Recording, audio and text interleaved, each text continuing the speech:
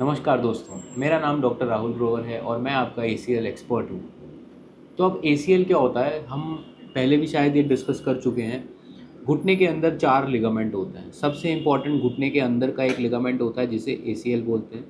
उसके बाद घुटने के पीछे एक लिगामेंट होता है जिसे पीसीएल बोलते हैं।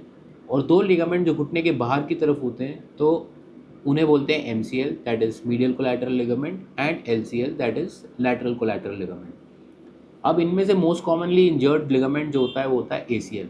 एसीएल लिगामेंट इसलिए इतना कॉमनली इंजर्ड है क्योंकि घुटने का सारी स्टेबिलिटी इस एसीएल पे डिपेंडेंट है।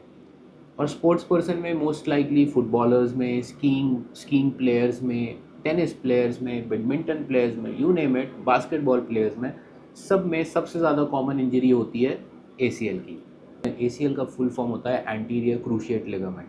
एंटीरियर मतलब आगे, क्रूशिएट मतलब क्रॉस, लिगामेंट मतलब लिगामेंट।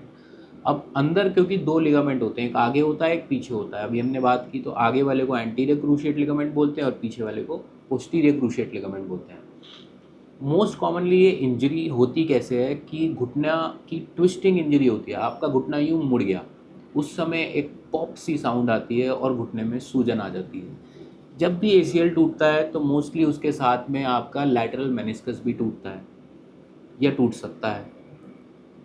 ऐसे केस सिनेरियो में इनिशियली क्या करते हैं, जब भी आपके घुटने में, जब पहले ज़माने में ऐसा होता था कि हड्डी ठीक है, एक्सरे में हड्डी दिखी, एमआरआई की फैसिलिटी नहीं है, तो उन केसेस में हम इसको बोलते थे जी मांस फट गया है आपका, अब आपको कुछ दिन रेस्ट करना है, बर्फ़ की सिकाई करनी है। बट अब क्योंकि एडवांसमेंट है, अब हमारे पास एमआरआई की फैसिलिटी अवेलेबल है, अब हमारे पास बढ़िया सर्जिकल टेक्निक्स अवेलेबल हैं, दूरबीन की फैसिलिटी अवेलेबल है। तो ऐसे केस में अब हमें उसका डायग्नोसिस बनाना है और उसे ट्रीट करना है, सो दैट जिस भी खिलाड़ी को इंजरी हुई है वो खेलों में वापस जा सके। अब बात करते हैं कि आपने डायग्नोसिस बना लिया, उसका एसीएल टियर है, क्लिनिकली चेक कर लिया, एक्सरे कर लिया, एमआरआई कर लिया, सब कर लिया।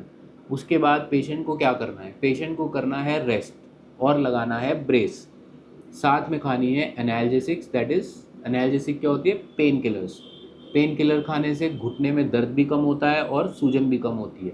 जब कुछ समय बाद, हफ्ते 2 हफ्ते बाद आपकी सूजन कम हो जाए और घुटने की मूवमेंट धीरे धीरे करके 90 डिग्रीज तक आने लगे, तब आप रेडी हो जाते हैं एसीएल की दूरबीन द्वारा एसीएल रिकंस्ट्रक्शन सर्जरी कराने के लिए। तो मैं as a sports injury specialist आजकल ऑल इनसाइड टेक्निक से भी सर्जरी करता हूँ, जिसके अंदर एक ही ग्राफ्ट का इस्तेमाल होता है। यूजुअली 2 ग्राफ्ट लेना पड़ता है हैमस्ट्रिंग्स का, जिसे ग्रेसिलिस बोलते हैं और सेमी टेंडिनोसिस बोलते हैं, या फिर आजकल उससे भी एडवांस टेक्निक है क्वाड्रिसेप्स टेंडन ग्राफ्ट लेने का, एक स्पेशल इंस्ट्रूमेंट जिसे क्वाड प्रो बोलते हैं, उसके मदद से। तो एसीएल बनाया जाता है फीमर में टनल बना के और टिबिया बोन में टनल बना के, और उसके थ्रू एक आर्टिफिशियल लिगामेंट आपका क्रिएट कर दिया जाता है, जो कि 3 हफ्ते से 6 हफ्ते के बीच में उसकी लिगामेंटाइजेशन हो जाती है। मतलब वो जो आपने आर्टिफिशियल ग्राफ्ट लगाया है वो हड्डी से नेचुरल तरीके से चिपक जाता है। उसके बाद आपका रिहैब शुरू होता है और 3 हफ्ते से 6 हफ्ते के बीच में आपकी नॉर्मल फिजियोथेरेपी चलती है। 6 हफ्ते, 1.5 महीने से लेकर 3 महीने तक आपकी रिहैब होती है और 3 महीने के बाद आपका बैक टू स्पोर्ट्स रिहैब शुरू होता है। तो अब बात करते हैं कि आप स्पोर्ट्स में कब जा सकते हैं।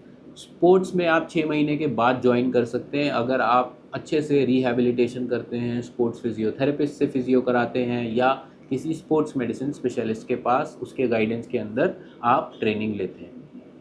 कुछ लोग क्लेम करते हैं कि 3 महीने में हम बैक टू स्पोर्ट्स कर देंगे, तो ये मिथ है, ऐसा कुछ नहीं होता है। हाँ, अगर आप इंटरनल ब्रेसिंग टेक्निक यूज़ कर रहे हैं तो भी आप थोड़ा सा जल्दी कर सकते हैं, बट अगेन उसमें रिस्क है, उसमें फेलियर का बहुत रिस्क होता है।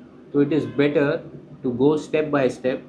जल्दी का काम अच्छा नहीं होता है, तो इसीलिए 6 हफ्ते तक आप वेट कीजिए, बढ़िया से रिहैब कीजिए, अच्छे से जिम में या स्पोर्ट्स इंजरी सेंटर में आप अपना ट्रीटमेंट कीजिए। उससे फ़ायदा ये होगा कि आप 6 महीने में बैक टू स्पोर्ट्स हो पाएंगे, और हमारा यही पर्पस है कि आप जल्द से जल्द अपनी खेल में वापस जा सकें। धन्यवाद।